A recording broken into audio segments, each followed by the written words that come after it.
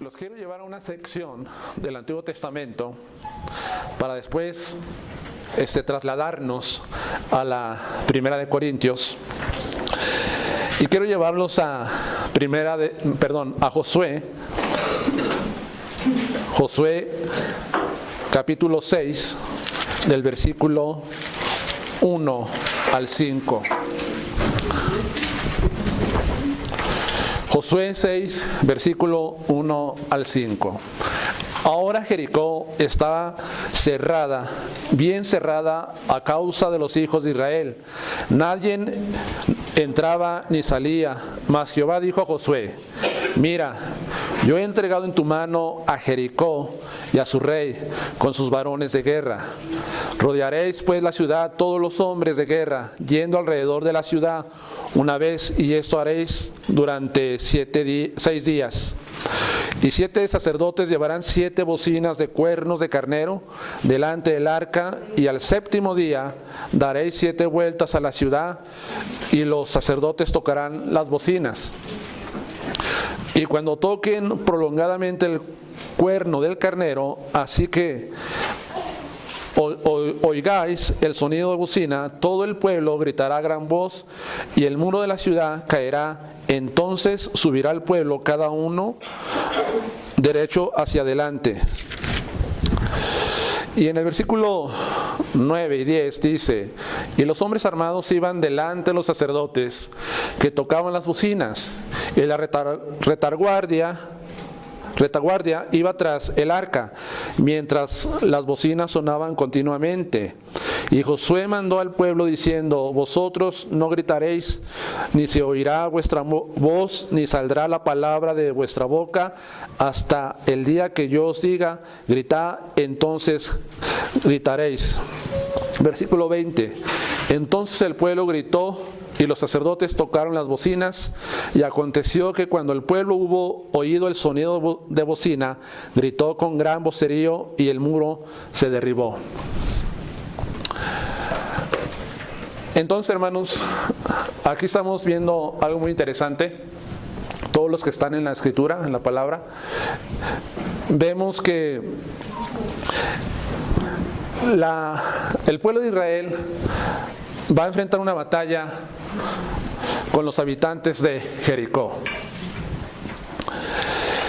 Y algo que podemos notar es que Dios les da instrucciones que ellos deben de caminar por 6 días rodeando la ciudad, y al 7º día ellos van a dar 7 vueltas y van a ir tocando las trompetas, y después van a dar un grito y los muros de la ciudad van a ser derribados.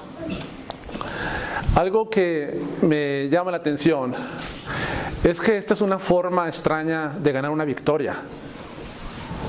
Cualquier experto en guerra hoy en día, pues nunca se atrevería a enfrentar a sus enemigos y ganar una batalla de esta forma, solamente rodeando pues una ciudad y conducirse tocando trompetas y después dar un grito.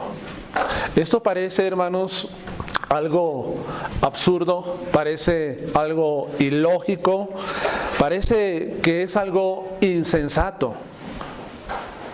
Pero sin embargo, este es el proceder de Dios. Dios mandó que así se tiene que hacer. Parece algo ridículo, pero sin embargo a Dios se le ocurrió, le plació hacerlo de esta manera. Y no solamente vemos que es la primera ocasión que parece como que es una insensatez hacer guerra de esta forma. Encontramos también en Jueces capítulo 7 algo que también llama mucho la atención. En el versículo 1 de Jueces 7, y voy a dar lectura a algunos versículos más, dice: levantándose pues de mañana Jerobbaal, el cual es Gedeón, Y todo el pueblo que estaba con él acamparon junto a la fuente de Arot, y tenía el campamento de los medianitas al norte, más allá del collado de More, en el valle. Y Jehová dijo a Gedeón: el pueblo que está contigo es mucho para que yo entregue a los medianitas en su mano. No sea que se alabe Israel contra mí, diciendo: mi mano me ha salvado.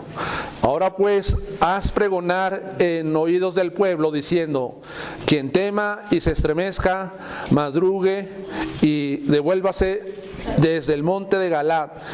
Y se devolvieron de los del pueblo 20,000 y quedaron 10,000. Versículo 6. Y fue el número de los que Dios ya le dice pues a ellos lo que tienen que hacer, pero voy a ir rápido. El versículo 6 dice: y fue el número de los que lamieron llevando el agua con la mano a su boca, 300 hombres. Y todo el resto del pueblo se dobló sobre sus rodillas para beber las aguas.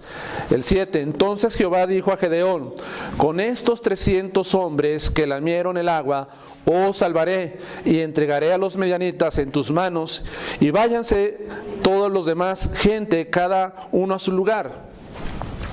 Vemos también que aquí Gedeón va a hacer guerra contra los madianitas, y era mucho el ejército que iba. Dios le dice: no tiene que ser así, solamente toma unos cuantos, porque no quiero que después Israel se alabe diciendo: mi mano me ha salvado. Es por nosotros, es por nuestra fuerza, es por nuestro ejército. Sino que Dios dice: solamente con estos 300 hombres que tú tienes, tú vas a vencer a este pueblo. Aquí vemos también algo que debe de captar nuestra atención. ¿Cómo es posible que con 300 hombres vayan a hacerle guerra a un gran ejército que está preparado y está armado? Jesucristo dijo que cualquier persona que quiere hacer guerra, si ve que su enemigo viene con 20,000, él no va a ir con 10,000, porque perdería la batalla. Pero sin embargo, vemos nuevamente que Dios le dice a este Gedeón: la guerra la vas a hacer de esta forma. Parece también como una insensatez, podrían pensar algunos del pueblo de Israel, o cualquier jefe militar no se atrevería a hacer guerra de esta forma. Pero sin embargo vemos nuevamente que a Dios se le ocurrió, le plació hacerlo de esta manera.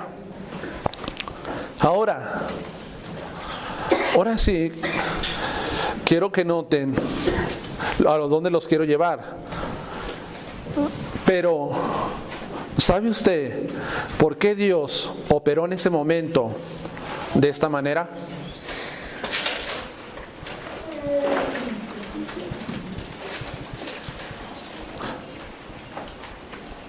¿Por qué Dios operó de esta manera en este momento a la historia del pueblo de Israel?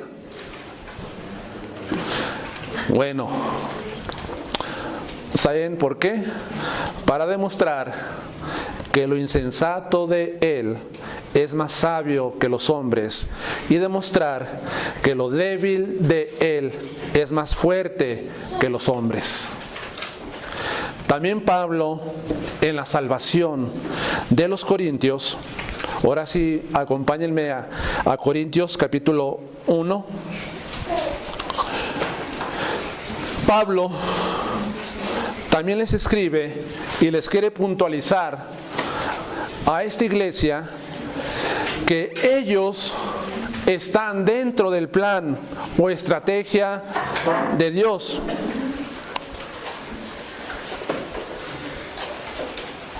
Lo que al parecer a los sabios y poderosos y nobles del mundo es una insensatez de parte de Dios llamar a estas personas para salvación. Dice en el versículo 25 al 31 lo siguiente: porque lo insensato de Dios es más sabio que los hombres, y lo débil de Dios es más fuerte que los hombres. Pues mirad, hermanos, vuestra vocación, que no sois muchos sabios según la carne, ni muchos poderosos, ni muchos nobles, sino que lo necio del mundo escogió Dios para avergonzar a los sabios, y lo débil del mundo escogió Dios para avergonzar a lo fuerte. 28. Y lo vil del mundo y lo menospreciado escogió Dios, y lo que no es, para deshacer lo que es, a fin de que nadie se jacte en su presencia. Mas por él estáis vosotros en Cristo Jesús, el cual ha sido hecho por Dios sabiduría, justificación, santificación y redención, para que, como está escrito, el que se gloría, gloríese en el Señor. Ahí vemos también, en este tema que les traigo, lo insensato y lo débil de Dios. No es que Dios tenga insensatez y no es que Dios tenga debilidad, pero vamos a entenderlo de esta forma como lo usa el apóstol Pablo en estas palabras que escribe a esta iglesia. Entonces, dice el versículo 25, porque lo insensato de Dios es más sabio que los hombres, y lo débil de Dios es más fuerte que los hombres. El primer punto que les quiero compartir es lo insensato de Dios al llamar a los corintios. Ante los ojos del mundo antiguo, pareciera que los corintios son la gente más burda y la gente más simple y más ignorante que puede haber, alguno de ellos, de los que estaban en la iglesia. Pero dice la Escritura que ellos están dentro de ese plan que Dios fijó desde la eternidad para mostrarles su salvación. Y aquí aparece esa frase que dice, lo insensato de Dios, o lo loco o débil de Dios.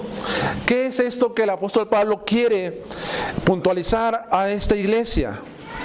Bueno, lo insensato es ese plan de salvación que los hombres juzgan como locura, pues razonan de esta manera: como alguien que murió con tanta debilidad en una cruz, ¿cómo puede desarrollar un plan de salvación para los hombres? Los hombres piensan que un hombre que muere por unas cuantas horas en la cruz y que muere con tanta debilidad y de una manera muy vergonzosa y de una manera pues muy triste y trágica, supuestamente ellos, ¿cómo puede alguien morir así? Trae salvación a los hombres. Los griegos estaban acostumbrados ellos a tener a sus dioses como héroes. Ninguno de sus dioses era débil. Todos los dioses de los griegos, en su mayoría podemos decir que eran representados como poderosos, como fuertes, que ellos no se dejaban vencer tan fácilmente por sus oponentes. Pero sin embargo, ellos ven en Cristo que supuestamente el Mesías de los judíos, el prometido en las escrituras antiguas, ¿cómo podía él ser ese salvador del mundo? Un hombre que murió de esta forma. Esto me recuerda, no sé si ustedes han visto un video acerca de un predicador que se llama Paul Washer. Casi no cito yo nombres de predicadores en la enseñanza, pero él cuenta que un estudiante de una universidad le hace una pregunta para ridiculizarlo delante de todos, y la pregunta consistía en lo siguiente: ¿cómo puede un hombre que murió solamente por cuántas horas redimir al mundo? ¿Cómo es posible? ¿Cómo es posible que esto suceda? Este predicador le contesta: ¿sabes qué? Para ti te parece algo absurdo y algo que es imposible que alguien salve al mundo de esta forma, pero él dice, es porque Cristo Cristo pesa más que cualquier cosa en este universo. Cristo es más valioso que cualquier planeta, que cualquier sol, que cualquier galaxia, que cualquier monte, que cualquier collado, que cualquier belleza. Cristo es más valioso que todo esto. Su persona pesa más que todas estas cosas. Y si Él pesa más, y si es más que todo lo que he mencionado, Él con unas cuantas horas de agonizar y de morir en la cruz es capaz de redimir al mundo, a los hombres de sus pecados. Parece la insensatez pues de Dios que Él pueda fijar un plan de esta forma. Pero sin embargo, hermanos, lo que los hombres juzgan como loco y débil es más sabio y fuerte que los hombres. Según Pablo, la insensatez y la debilidad de Dios. Ahora, los corintios están dentro de ese plan de la supuesta insensatez de Dios. En el versículo 26 dice: pues mira, hermanos, vuestra vocación. Esa palabra vocación significa llamado. Y él dice que no sois muchos sabios según la carne, ni muchos poderosos, ni muchos nobles. Los corintios no eran los más importantes según el mundo. Escribe a ellos y les quiere recordar algunas cosas que ellos no deben de olvidar. Los corintios no están dentro de los sabios del mundo. Ellos no son parte de ese grupo que el mundo considera como sabios o de la élite intelectual. En aquel entonces, ustedes recuerdan que Grecia era la cuna de la filosofía y de los amantes del saber y de filosofar y de encontrar respuestas y muchas cosas a las cosas y a la vida. Ellos, obviamente, los que estaban dentro de la iglesia, no pueden encajar en esa élite intelectual en la cual estaban por los filósofos. Por ejemplo, pues Grecia tuvo como filósofos Aristóteles, a Platón, Epicurio, Estoico, Zenón, etcétera, etcétera. Los tuvo a ellos. Los corintios no eran parte de este grupo, ni de los que se juntaban en el Areópago ateniense para filosofar. No estaban allí ellos.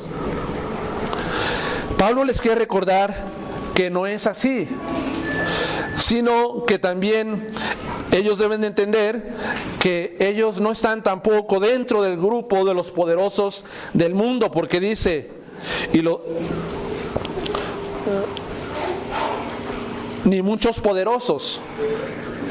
De aquellas personas que estaban en autoridad, que eran influyentes, aquellas personas adineradas de aquel tiempo en que escribe Pablo, él está diciendo, ustedes no son de este grupo, ustedes no son de la familia de Carlos Slim, para entenderlo así, o de los grandes millonarios, o de los grandes poderosos y que tienen autoridad, de los gobernantes, etcétera, etcétera, del mundo.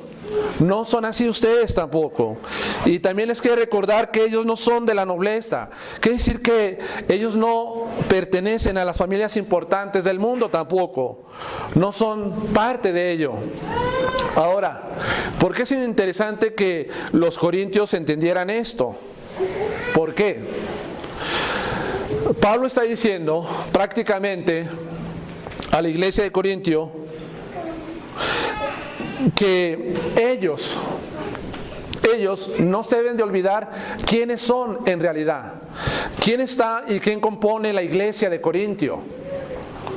Bueno, la iglesia de Corintio la componían, la mayor parte de los integrantes eran esclavos, sin derechos y sin privilegios.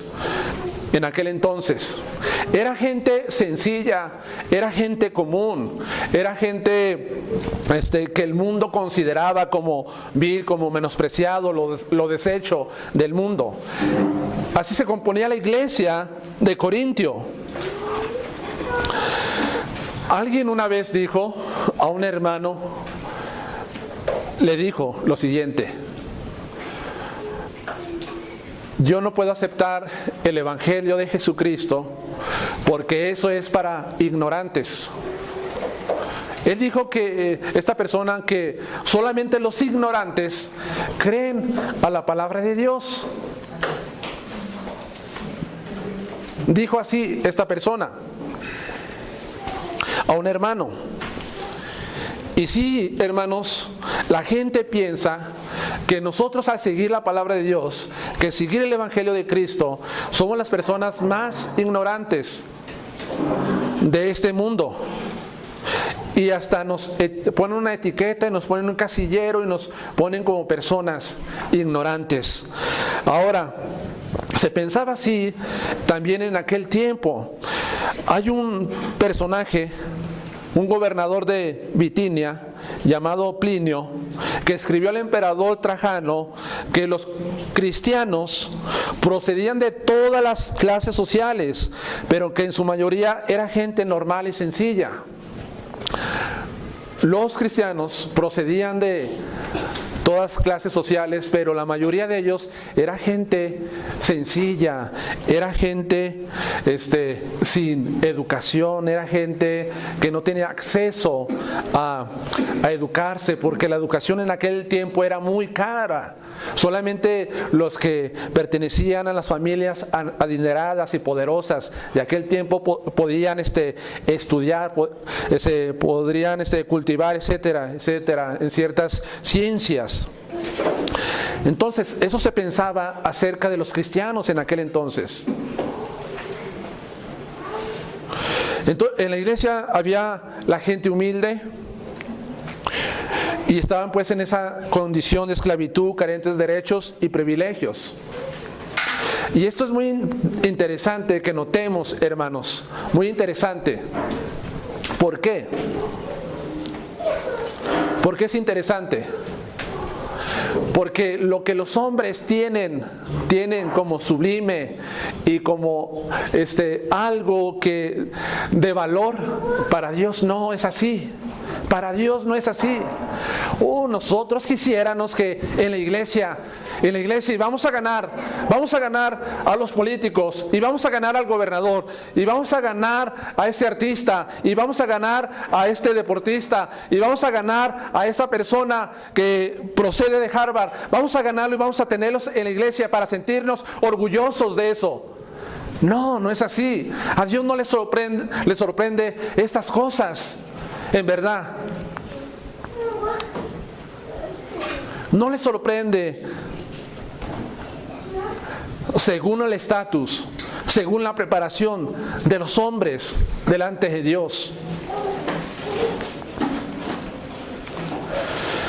Si el llamado de Dios fuera por las vías de la sabiduría, porque entendieran a Dios a través de la sabiduría humana o por el poder, les aseguro que la mayoría de los corintios estarían descartados. Tú no entras dentro del plan de Dios porque tú no eres sabio, porque tú no eres poderoso aquí en la tierra. El llamado de Dios no es así para la iglesia de Corintio, y también para nosotros aplica esto. No es de esta forma. El llamado de Dios es a través de Jesucristo. Y gracias a Dios, porque no necesitamos ser muy sabios y ser poderosos en el mundo y tener autoridad y proceder de las familias más influyentes de la nobleza para que Dios nos pueda aceptar. Gracias a Dios que no es así, hermanos. Entonces, esto nos debe de llevar a nosotros a sentirnos seguros del llamado que Dios hace a nuestras vidas para salvación. No importa que para el mundo seamos menospreciados y seamos ridículos.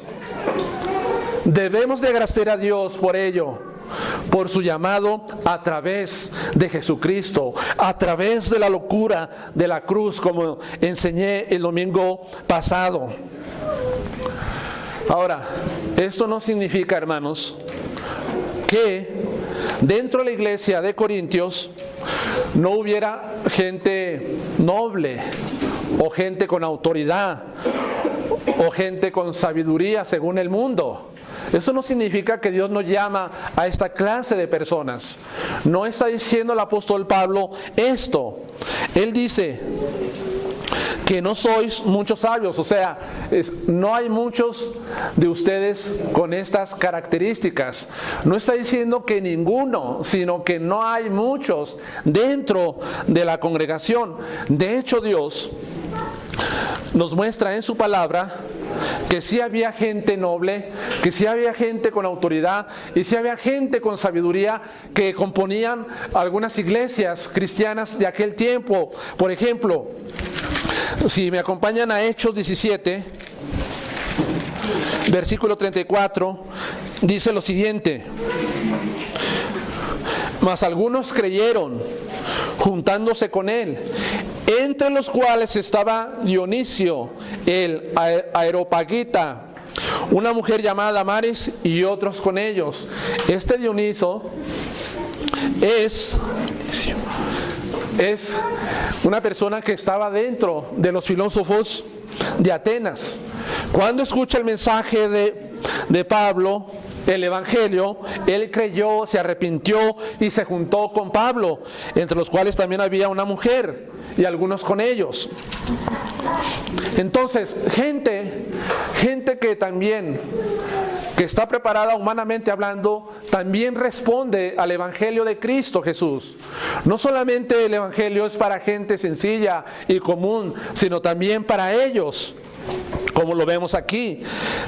En el versículo 4 de este mismo capítulo dice: y algunos de ellos creyeron y se juntaron con Pablo y con Silas, y de los griegos piadosos gran número, y mujeres nobles no pocas. Está diciendo que había mujeres de la nobleza que también creyeron y se juntaron con Pablo. En el 12, así que creyeron muchos de ellos y mujeres griegas de distinción y no pocos hombres. También mujeres que estaban dentro de la nobleza, gente con autoridad. Y dice Romanos, capítulo 16, versículo 23. Os saluda Gallo, hospedador mío y de toda la iglesia. Os saluda Erasto, tesorero de la ciudad, y el hermano Cuarto. Aquí tenemos a una persona que estaba bajo una administración en Roma, que era el tesorero de la ciudad. También creyó en el evangelio de Cristo Jesús, Señor nuestro. Para que no entendamos que solamente el llamado de Dios al evangelio es para la gente sencilla y común. También es para estas personas, pero la mayoría es gente común y sencilla que compone el cuerpo de Cristo, la iglesia del Señor.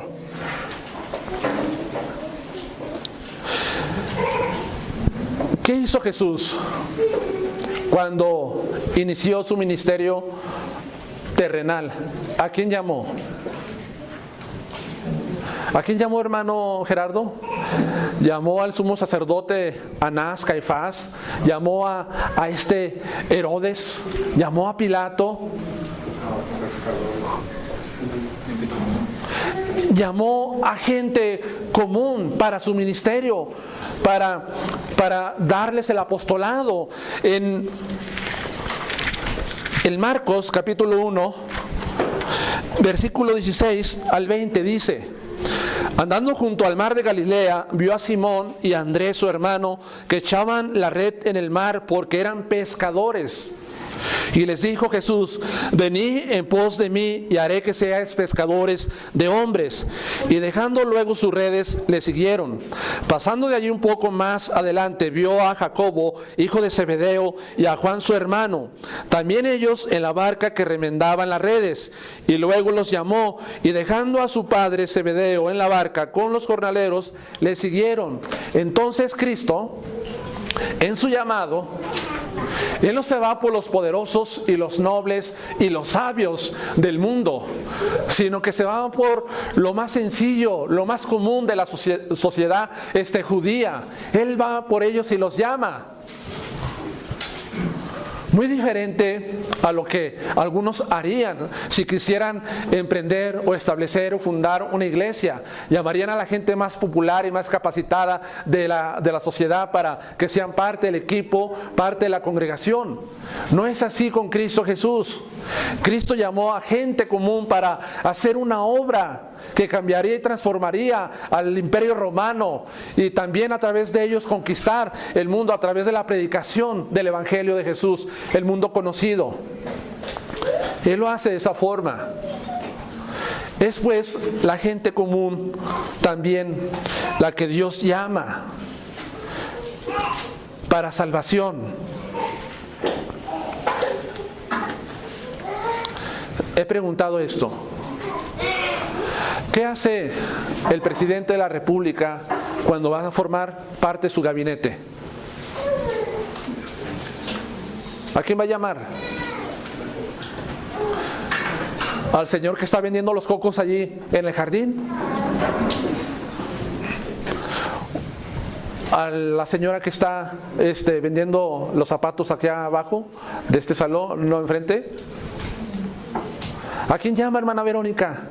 A los estudiados. A los estudiados, a los que están preparados, a los que tienen varios doctorados, a los que según tienen experiencia en esto y en muchas cosas. Y se entiende porque lo hacen así, humanamente lo hacen así. Pero Cristo no hizo eso. Él mostró fue radical en su llamado para comenzar su ministerio y formar su iglesia. No lo hace así Jesús, sino que dice la Escritura en el versículo 27, sino que lo necio del mundo escogió Dios para avergonzar a los sabios, y lo débil del mundo escogió Dios para avergonzar a lo fuerte. Y lo vil del mundo y lo menospreciado escogió Dios, y lo que no es, para deshacer lo que es.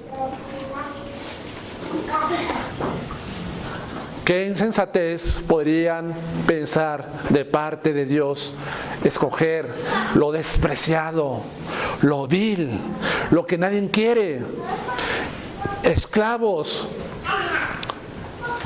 gente inculta, podrían decir.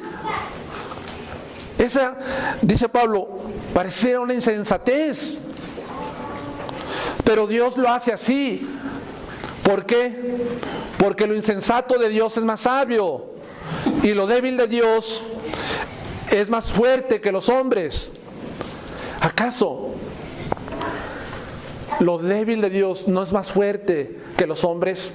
Está David peleando, o más bien está la nación de Israel enfrentando una batalla con los filisteos. Tienen a un guerrero poderoso, gigante, alto, fornido, temeroso, experto en guerra. Lo tienen allí los filisteos. Nadie podría hacerle frente a él, a Goliat. Saúl estaba temeroso y todo el pueblo de Israel espantados por la presencia de este guerrero filisteo.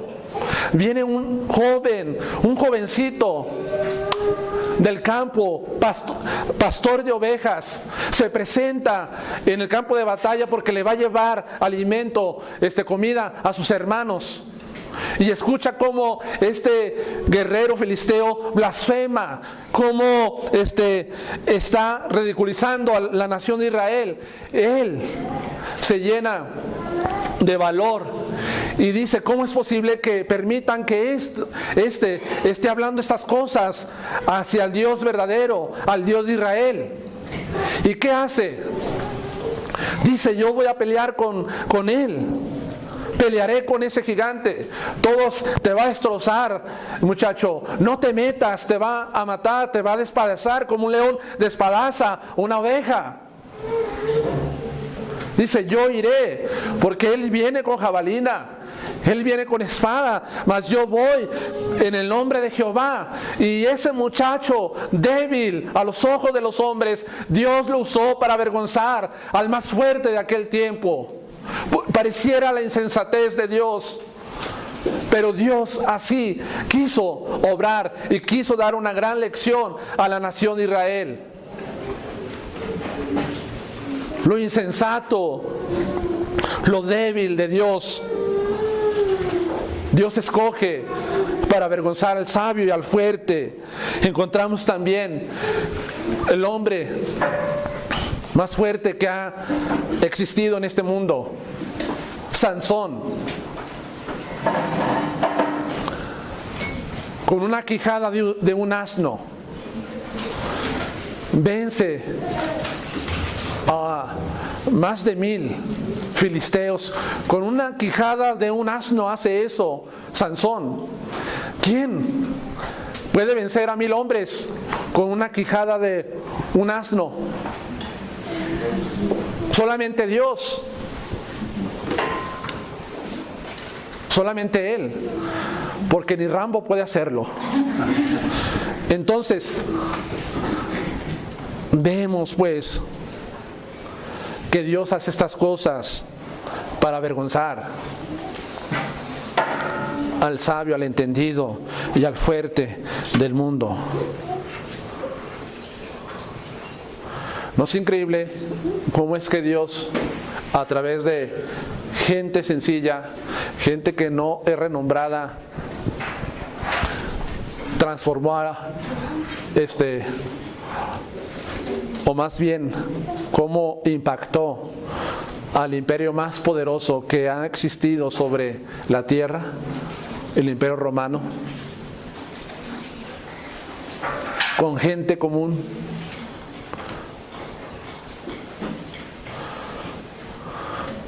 Porque a Dios le encanta la materia prima para formar, para moldear, para cumplir sus propósitos que Él tiene en mente, y en este caso la salvación de los hombres. Ahora, si los corintios no eran gente poderosa, ni noble, ni sabia, la mayoría de ellos, ¿por qué daban tanto crédito, más bien, a la sabiduría humana, y exaltaban a los predicadores que trataban de hacer el mensaje más agradable a los sabios del mundo? Pablo les dice, entiendan esto, entiéndanlo. ¿Por qué están exaltando a los hombres sabios, a los predicadores que embellecen el mensaje para hacerlo agradable a los entendidos del mundo? Esto sería una ridiculez de parte de ellos, hacer estas cosas.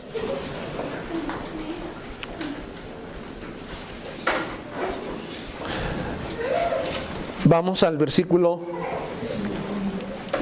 30.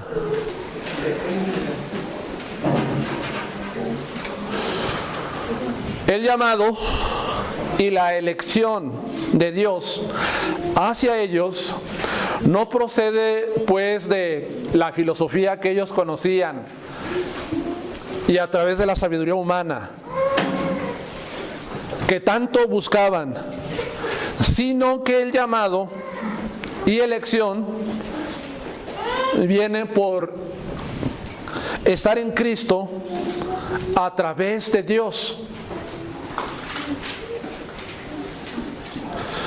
Él les quiere enseñar, entiendan lo que contiene el mensaje del Evangelio de Jesucristo.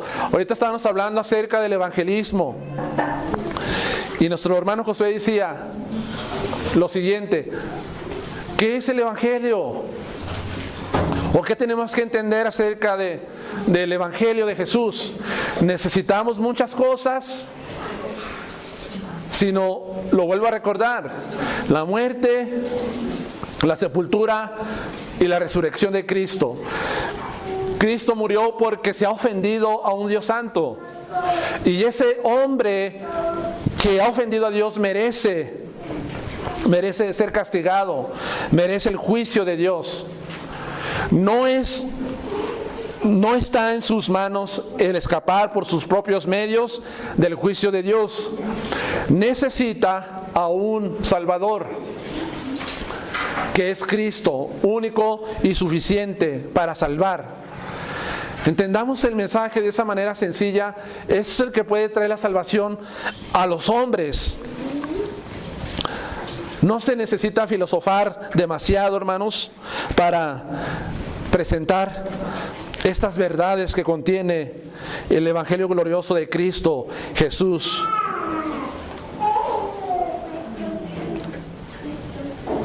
Pablo les escribe cómo es que llegaron ellos a estar dentro de ese plan de Dios.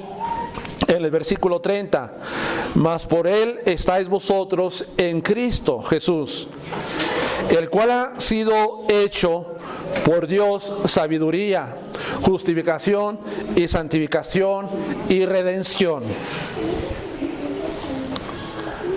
¿Cómo llegaron ellos a estar en ese lugar, en ese estado, delante de Dios, que Dios les haya llamado, que Dios los haya elegido, aunque parecían despreciados de parte del mundo? Es a través de Cristo Jesús.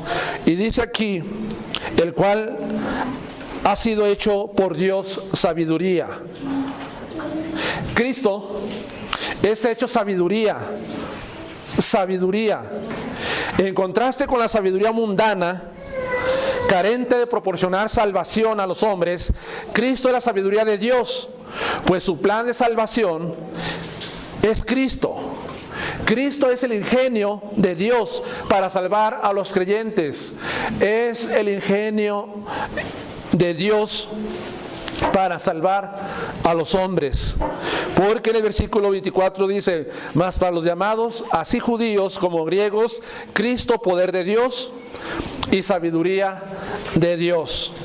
Cristo es pues la sabiduría de Dios. ¿Cómo se podría justificar? ¿Cómo se puede santificar? ¿Y cómo se puede redimir al hombre? ¿Qué plan tan sabio se puede desarrollar? ¿Qué hombre en este mundo puede desarrollar un método y un plan fabuloso para poder justificar, santificar y redimir al hombre? ¿Quién puede hacer algo así?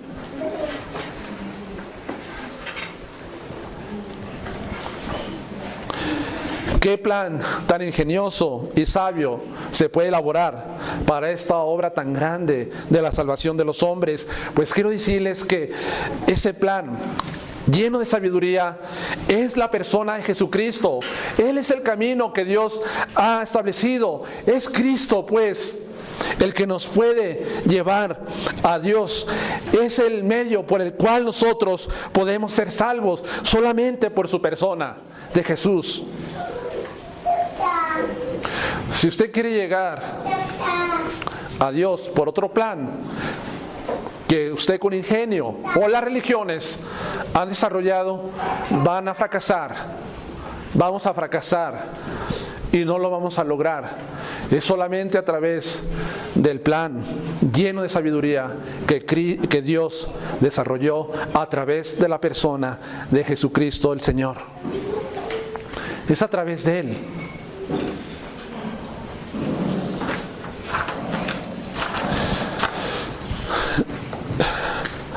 No solamente Cristo es la sabiduría de Dios para salvar a los creyentes, sino que dice el apóstol Pablo que Cristo es nuestra justificación. Nuestra justificación.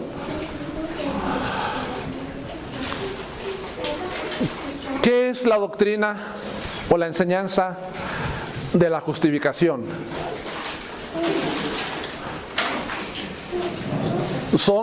es un concepto, es un término de una enseñanza. Pero ¿qué es justificación?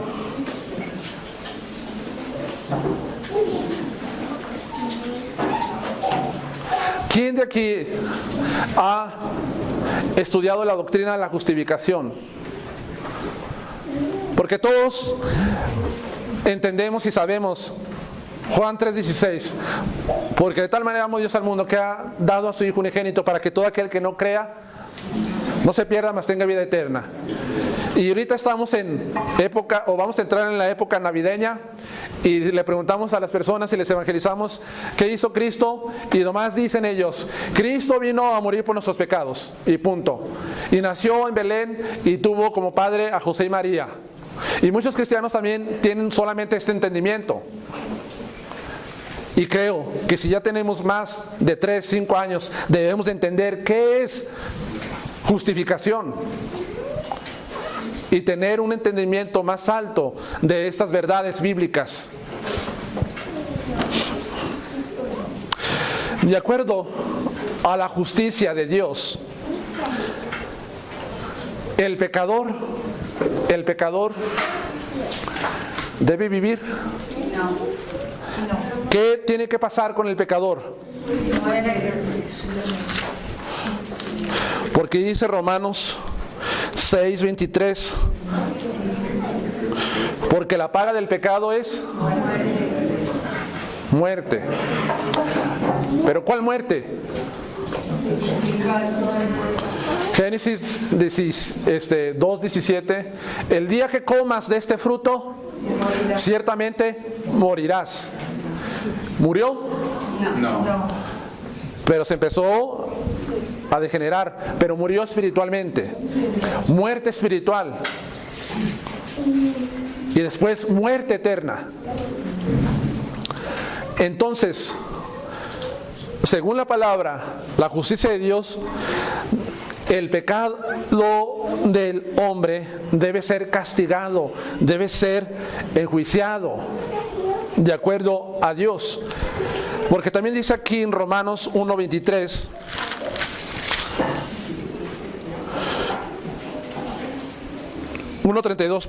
quienes habiendo entendido el juicio de Dios, que los que practican tales cosas son dignos de muerte,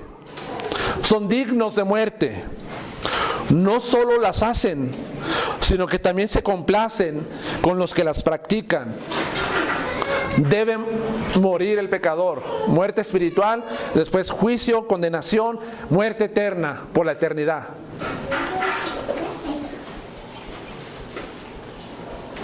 Entonces, toda persona, y también los corintios, y nosotros aquí, y la gente allá afuera, en un momento de nuestra vida, no obedecimos las leyes de Dios, su palabra, sus mandamientos, las quebrantamos. Y todo aquel que que quebranta un mandamiento se hace infractor de la ley, con uno solo. Y entonces se necesita que nuestro pecado sea juzgado por parte de Dios. Y algunos piensan: Dios no me juzgará a mí porque Dios es demasiado bueno y misericordioso. Él no hace tal cosa de juzgarme. Pues Dios iba a juzgar el pecado porque Él es bueno y porque su bondad no va a dejar sin castigo al culpable de acuerdo a la palabra de Dios. Entonces, la justicia de Dios tiene que ser satisfecha su justicia. Entonces, ¿qué quiere decir? Que Cristo es nuestra justificación.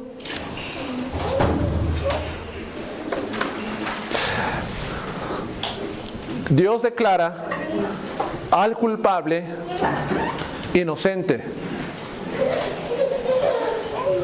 Dios declara al culpable, tanto a ti como a mí, inocentes. ¿Lo somos? No lo somos. aunque no lo sea. Dios te justifica. Tú mereces el juicio. Pero a través de la fe y de la obra redentora de Cristo en la cruz, tú eres declarado inocente. Inocente. La justicia de Cristo se confiere al creyente cuando cree, cuando se arrepiente. Es una justicia imputada a nosotros, la justicia de Cristo. Así como el pecado fue imputado por Adán a nosotros, así la justicia de Cristo viene al creyente. Dice Romanos 3, versículo 24.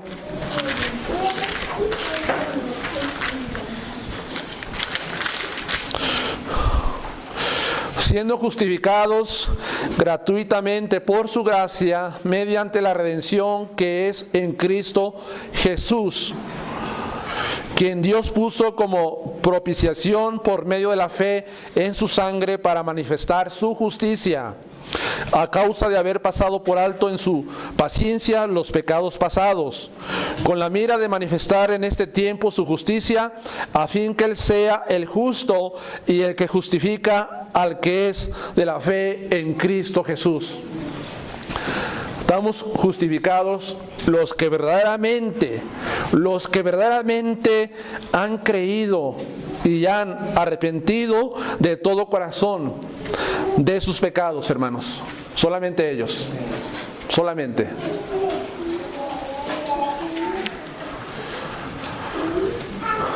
Esto quiere decir que Cristo, pues, es nuestra justicia.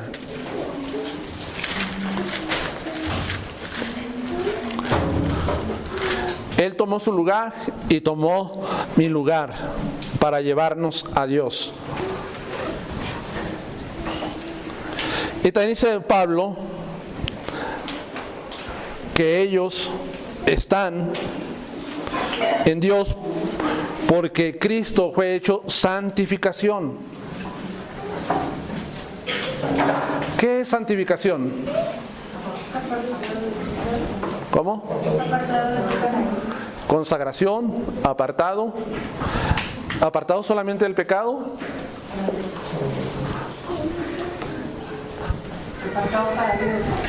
Pues es apartado de este mundo. Los santificados, hermanos, los santificados son aquellos que Dios ha apartado de este mundo para Él. Los aparta del mundo, en el sentido de que los aparta de todas las influencias, de todo aquello que el mundo provee para que nosotros desobedezcamos a Dios. Nos aparta. Una persona santificada es una persona que se aparta y que no está permaneciendo en las costumbres y en el estilo de vida del mundo. Yo puedo ver quién puede ser una persona santificada, apartada para Dios. Se puede ver.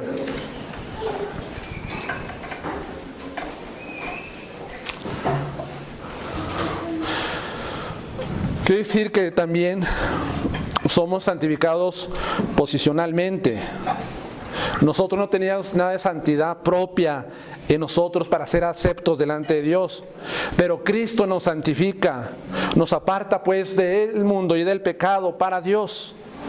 Como dice aquí en Corintios 1:2 de esta misma carta, los santificados en Jesús, los apartados, Cristo se hizo santificación pues para llevarnos a este estado, para llevarnos a esta posición.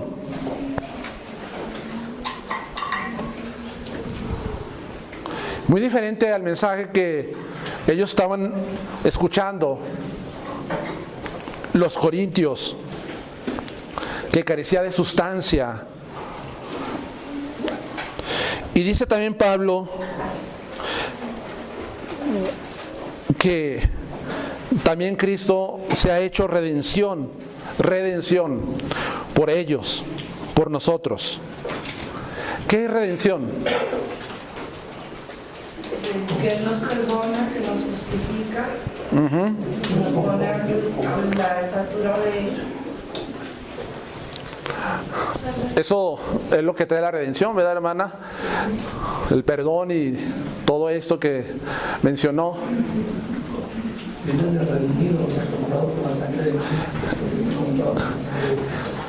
Es como un rescate, ¿sí? De hecho, la palabra redención, eso significa rescate. La redención de un esclavo originalmente involucraba el pago de un precio para rescatarlo y liberarlo. Eso enseña la Escritura y eso enseña también la cultura en aquel tiempo. Había muchos esclavos en aquel entonces. Entonces, cuando alguien quería ser redimido, pues llegaba alguien y pagaba el precio a tal amo y lo rescataba para él. Y ese que lo rescataba tenía la opción de dejarlo libre o traerlo a su casa para con él. O también el esclavo podría redimirse si él mismo pagaba la cuenta, el precio, pero a veces no se podía. Pero sin embargo, para entender la idea, Cristo a nosotros es nuestra redención porque Él pagó el precio. El precio. ¿Pero de qué nos liberó Micaela Cristo? De la muerte eterna. De la ira. ¿De qué? Bueno, de muchas cosas, pero encontramos... ¿Cómo? Aquí dice en Juan 8, versículo 34 y 32, Jesús le respondió: de cierto os digo que todo aquel que hace pecado es... Todo aquel que hace pecado es esclavo del pecado. Entonces la gente puede jugar con el pecado y puede vacilar y puede hacer lo que quiera la gente, pero no se da cuenta que en verdad lo hacen porque están esclavizados de su propio pecado. El hombre por naturaleza es esclavo del pecado, de acuerdo a Cristo. Todo aquel que hace, el que practica, el que vive en eso. Y el esclavo no queda en la casa para siempre, el hijo sí queda para siempre. Y el versículo 36, así que si el hijo os libertare, seráis verdaderamente libres. El Hijo es nuestra redención para hacernos libres. La gente, tanto los corintios como la gente de este tiempo y de toda la historia, no puede liberarse por sí solos. No se puede. Y buscan muchos medios para liberarse de su pecado, algunos. Y tengo problemas de neurosis y tengo problemas de carácter. ¿Y qué es lo que hace? Vete a Neuróticos Anónimos y luego controla solamente una cosa, pero sigue con muchas cosas malas en su vida. ¿Por qué? Porque solamente le quita una ramita al árbol y no le pone la raíz al tronco, a lo que origina que esté así de esa forma. El alcohólico, tengo problemas de alcoholismo, me voy a los Alcohólicos Anónimos, allí me voy a mejorar y allí voy a dejar de tomar. ¿Y qué pasa? Dejan de tomar, hermana Liliana. ¿Pero qué? Pero dice nuestro hermano José, son unos fumadores increíbles y son unos mal hablados. Y andan en adulterio, y andan en fornicación, y andan robando, y andan haciendo muchas cosas, algunos de ellos. Pero sí, allí están solamente para liberarse de algo que afecta a sus vidas en ese momento. Y no pueden en verdad liberarse, no pueden liberarse. ¿Qué se necesita? De acuerdo a Cristo dice, si el Hijo te libera, serás verdaderamente libre.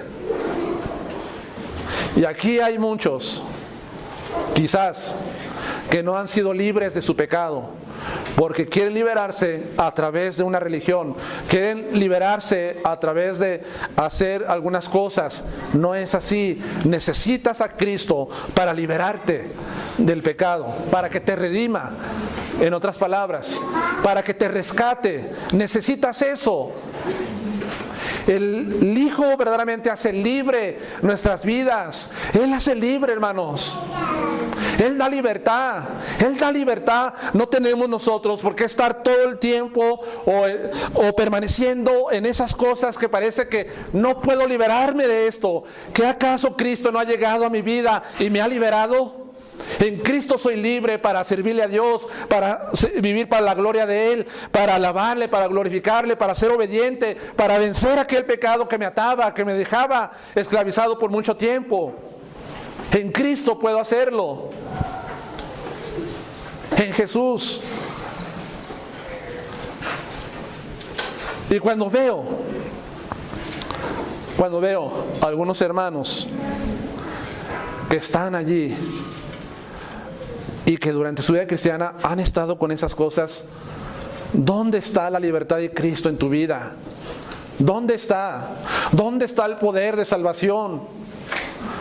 ¿Dónde está la plena libertad que Él te da? Los corintios deben de entender, pues, que Jesús pagó el rescate, que Jesús pagó el precio por su libertad. Es Jesús, su persona, no una filosofía. ¿Y qué precio se tenía que pagar?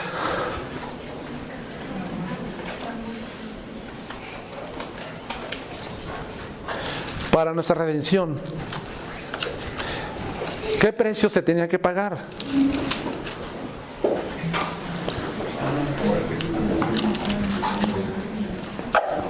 Efesios 1:7, en quien tenemos redención. ¿Redención por qué? Por su sangre, el perdón de pecados según las riquezas de su gracia. ¿Cuál era el precio que tenía que pagar? La muerte, derramando su sangre. La sangre que derramó en la cruz del Calvario. Pero no fue cualquier sangre la del Hijo de Dios. No fue la sangre de un noble. No fue la sangre de un rey de esta tierra. No fue la sangre de alguien así. Sino que fue la sangre limpia, sagrada, purísima del Hijo de Dios, que se dio como rescate para nuestra libertad. En 1 Pedro 1, versículo 18 al 20 dice: sabiendo que fuiste rescatados de vuestra vana manera de vivir, la cual recibiste de vuestros padres, no con cosas corruptibles como oro y plata. Versículo 19, sino con la sangre. Y usa aquí un adjetivo, preciosa, de Cristo, como de un cordero sin mancha y sin contaminación. Fue la sangre de Cristo la que redimió y sigue trayendo redención a los hombres. Él se ha hecho estas cosas: sabiduría, justificación, santificación y redención. ¿Y por qué esto Dios lo elaboró de esta forma? ¿Por qué Dios elaboró este plan sabio? Aunque parece insensato a los hombres, ¿por qué lo hizo así Dios? Versículo 29 y 30 dice: a fin de que nadie se jacte en su presencia. Versículo 31, para que, como está escrito, el que se gloría, gloríese en el Señor.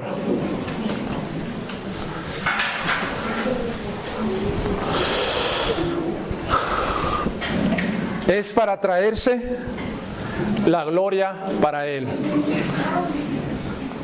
Para traer la gloria para Él y no esté en el hombre el mérito, sino esté en el Hijo de Dios.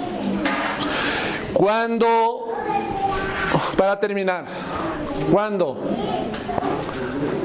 cayeron los muros de Jericó, ¿quién tenía que ser alabado y exaltado y glorificado? Cuando Gedeón con sus 300 hombres hizo huir a este pueblo, ¿quién fue exaltado y glorificado? Cuando David venció al gigante, ¿quién quería traerse la gloria? ¿David? Dios tenía que traerse la gloria. Hermanos, cuando Dios permite crucificar a su Hijo Jesucristo en la cruz del Calvario, que parecía una locura para el mundo incrédulo, lo hace. Él lo hace para ser exaltado, ser admirado, para que Él sea digno de recibir toda alabanza y toda gloria por los siglos de los siglos. Para eso lo hace el Señor. Le doy gracias a Dios por su insensatez y por su debilidad, porque originó el mejor plan para salvarnos, su Hijo Jesucristo, nuestro Señor. Oremos.